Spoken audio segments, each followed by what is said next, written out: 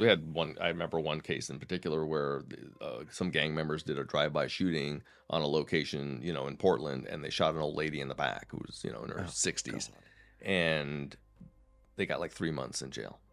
They come here and they do some check frauds. They get 6 years in jail.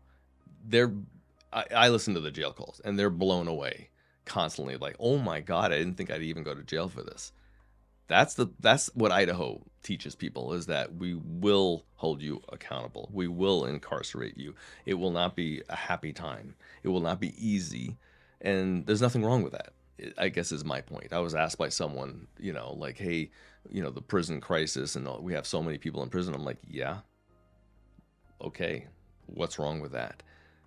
If you have bad things happening in society, and there's individuals who I deal with, who I have built cases on and put in prison for a long, long time, you don't want them out victimizing your family, victimizing your kids. One of my mainstays was human trafficking investigations for several years. You don't want these people out there trafficking other human beings. So guess where they go? They go to prison. That's what we have for this in society. And on that side of it, there has to be an expectation that we're going to have to pay the piper for those things if we want to keep things nice.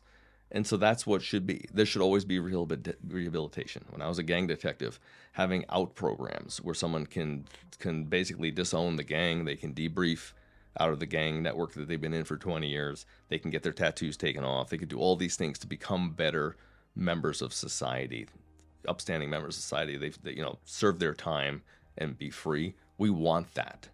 We want all of those things. But when they're in the midst of it and they're doing bad things to people, and they're running around shooting people and doing all kinds of stupid things and hurting people and intimidating people, guess what? We're going to be the ones pushing back and going, no,